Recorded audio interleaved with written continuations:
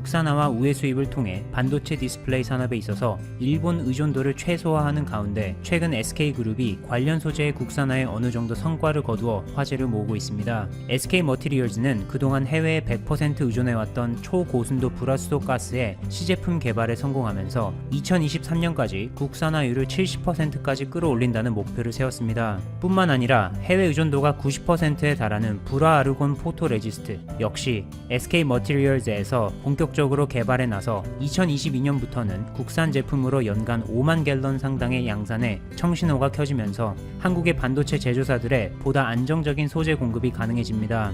이처럼 한국은 위기를 기회로 바꿔 장기적인 측면에서의 기초 체력을 단련하고 있는 가운데 최근 한국이 암호 기술 분야에서 세계 최초로 또 한 번 일냈다는 아주 반가운 소식이 전해졌습니다. 한국의 개인신용평가 전문회사인 코리아 크레딧 뷰로가 국민연금공단, 한국신용정보원, 금융보안원, 그리고 한국의 암호기술 전문 스타트업인 크립토랩과 함께 4세대 암호체계인 동형암호 기술을 세계 최초로 상용화하는 데 성공해 전 세계의 주목을 받고 있습니다. 여기서 동형암호란 말 그대로 평문과 암호문에서 같은 성질이 유지된다는 의미인데 이 암호체계가 각광받고 있는 이유가 바로 정보를 암호화한 상태에서 각종 복잡한 연산을 했을 때 그 결과가 암호화하지 않은 상태에서 시행한 연산의 결과와 일치하게 나오는 성질 때문입니다. 쉽게 말하자면 정보를 활용함에 있어 계속 암호화로 정보 보호가 가능해져 특히 개인정보를 다룰 때 유용한 암호 기술이 되겠습니다. 실제로 KCB가 세계 최초로 크립토랩이 개발한 동형암호 기술을 기반으로 한 데이터 분석 소프트웨어 해안스탯을 활용해 국민연금공단이 제공한 235만여 명의 국민연금 데이터와 KCB의 신용 데이터를 암호화한 상태에서 결합 분석하는 데 성공해 빅데이터 분석과 개인정보 보호를 모두 이뤄낸 쾌거를 거둔 것이죠. 이번 암호 기술을 활용한 빅데이터 분석을 통해 국민연금을 성실하게 납부한 사람들에게는 현재 신용평가 방식에 일정 점수를 추가로 더해야 실정을 제대로 반영한 적절한 신용평가가 된다는 결론을 도출할 수 있었는데 이처럼 최근 동형암호 기술 상용화가 중요해지고 있는 것은 빅데이터를 분석하는 모든 과정에서 데이터 하나하나가 암호화된 상태를 유지해 해킹이나 정보 유출 등의 혹시 모를 불상사에 대비해 개인정보를 철저하게 보호할 수 있기 때문입니다. 뿐만 아니라 암호문을 다시 평문으로 복호화하는 키 역시 신뢰 가능한 제3의 공적 기관인 금융보안원에서 별도로 보관해 데이터를 분석하는 담당자조차 평문 데이터를 확인할 수 없을 만큼 개인정보 보호의 2중 3중으로 안전장치를 마련한 것입니다. 이 동형암호 기술은 지난 2011년 미국 MIT가 선정한 미래 10대 유망 기술 중 하나로 뽑힐 만큼 전 세계적으로 활발하게 상용화를 위한 개발이 진행되고 있는 상황에서 한국이 최초로 성공해 의의가 크죠. 이번에 세계 최초로 상용화에 성공한 동형암호 기술 해안은 천정희 서울대 수리과학부 교수가 이끄는 차세대 암호 기술 스타트업 크립토랩이 그 원천 기술과 특허를 보유하고 있는데 더욱 놀라운 것은 동형암호 원천 기술은 크립토랩을 포함해 IBM, MS 리서치 등 전 세계에서 단 5곳만이 보유하고 있을 정도로 높은 기술력을 필요로 하는 진입장벽이 매우 높은 산업입니다. 크립토랩 고유의 동형암호 기술 해안을 개발한 천정희 교수는 이 기술을 말랑말랑한 금고에 비유하는데 이는 데이터를 금고 안에 보관한 상태에서도 결합하거나 분석이 가능한 성질 때문입니다. 반대로 기존의 3세대 방식의 암호는 딱딱한 금고로 보관된 데이터를 활용할 때마다 암호를 풀어야 하기 때문에 정보 유출의 위험이 있죠. 차세대 동형암호 기술의 상용화는 글로벌 공룡 IT 기업으로 불리는 마이크로소프트나 인텔조차도 하지 못한 엄청난 것으로 이번 성공은 한국 IT의 우수성이 더더욱 빛을 발하는 순간이었습니다. 크립토랩 외에 고유의 동형암호 원천 기술을 보유한 IBM의 경우 보안성이 매우 뛰어난 완전 동형암호 기술을 운영체계인 iOS와 macOS에 적용해 디바이스나 애플리케이션 속의 개인정보를 완벽하게 보호할 수 있는 툴킷을 만들어 공개했는데 아직 완벽하지 못해 상용화를 위해서는 넘어야 할 산들이 아직 많은 상황입니다. 한국은 세계 최초로 동형암호 기술의 상용화를 성공시킨 만큼 앞으로 다양한 분야에서의 활용도를 높이는 것에 집중할 계획인데 그 예로 크립토랩과 MOU를 맺은 삼성 SDS의 조지은 보안연구센터장은 이번 코로나19 사태 대응 차원에서 동형암호 기술을 활용함으로써 앱 사용자와 확진자, 각각의 암호화된 위치 정보를 비교해서 겹치는지 확인함과 동시에 그 정보를 사용자가 100% 컨트롤할 수 있어 개인정보 보호도 가능하다고 언급하며 코로나 이슈와 사이버 안전이라는 컨셉을 설명했습니다. 이 외에도 대형 병원이나 제약사 등으로부터 개개인의 유전자 정보를 제공받아 의학 연구에 활용하는 경우에도 동용 암호 기술을 활용해 민감한 개인정보를 암호화한 채로 활용할 수 있어 의학 연구와 개인정보 보안, 두 마리 토끼를 동시에 잡을 수 있게 되는 등 산업 전반적인 분야에서 그 활용도가 매우 높다고 평가할 수 있습니다. 여러분의 구독과 좋아요는 큰 힘이 됩니다. 7월 5일 투표가 이루어질 도쿄 도지사의 선거가 오늘 공고됩니다. 코이케 현 지사에 대한 비판과 거짓이 넘치는데도 코이케에 대한 지지가 높습니다. 코이케에 대한 개그 콘서트 퍼레이드와 같은 말도 안 되는 사실들을 모아봤습니다. 정말인가 싶은 의심이 들 정도입니다. 현 도쿄도 지사인 코이케는 후보를 내지 않은 자민당의 지지를 받고 있습니다. 아베와 자민당의 지지가 낮은 상황에서 코이케와 상대할 후보를 내면 망신만 당할 것이기 때문입니다.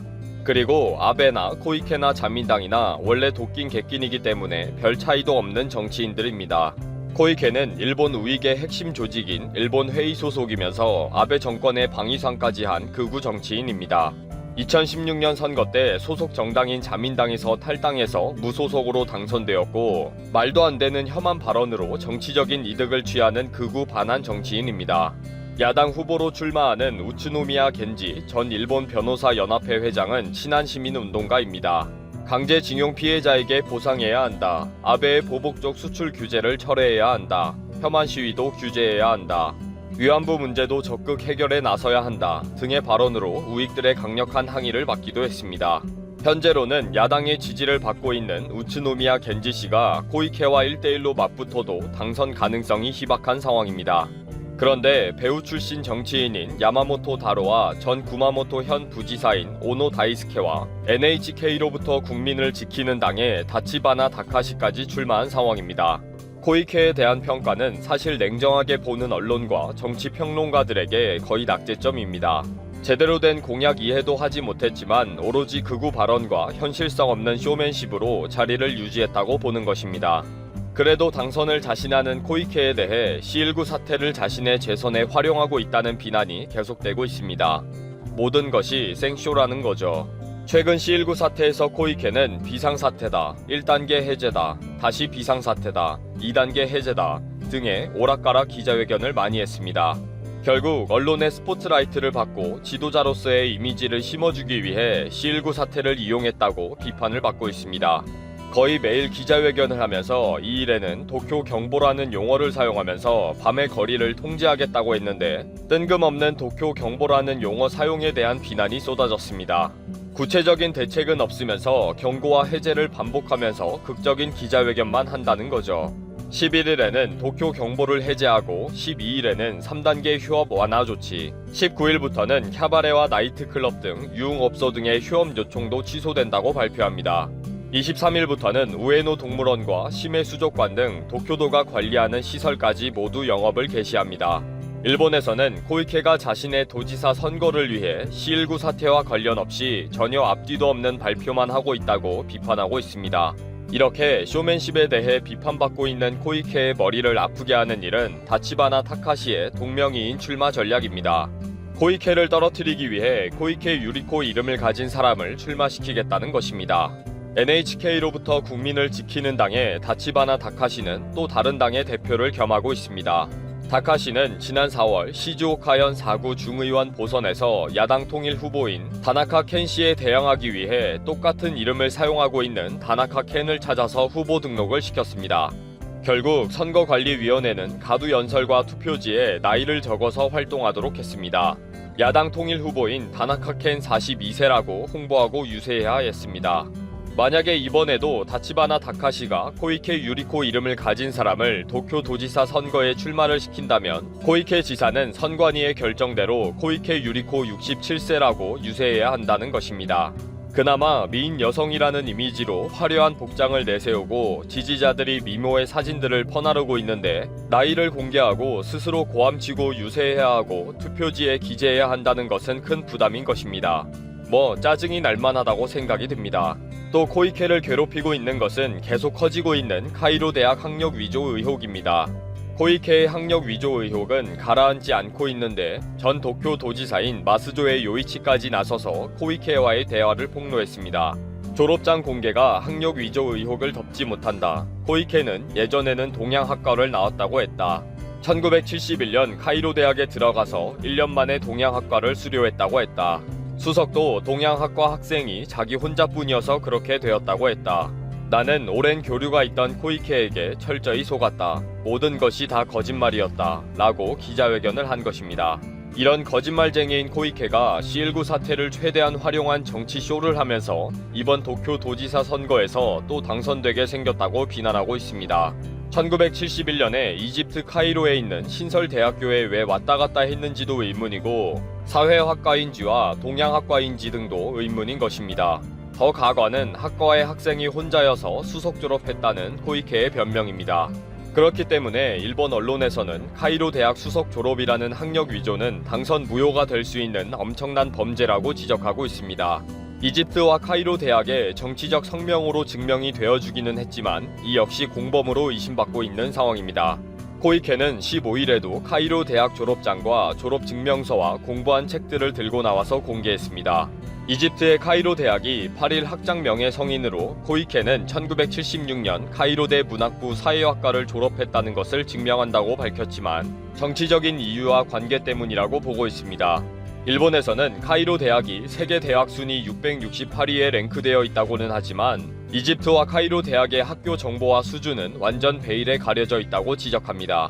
특히 1971년에 카이로 대학에 코이케가 잠시 간 것은 확인이 되지만 그 당시 친했던 동료들까지도 카이로 대학 수석 졸업은 거짓말이다 라고 증언하고 있는 상황입니다. 오늘 도쿄 도지사 선거가 시작되었습니다. 대표적인 반한 극우 정치인인 코이케 유리코가 또다시 한국을 이용해서 득을 보려고 할 것인지 지켜보겠습니다. 일본 국민들은 혐한 발언을 하는 정치인이라면 앞뒤 보지 않고 투표하는 증상이 있으니까 또 활용하겠죠.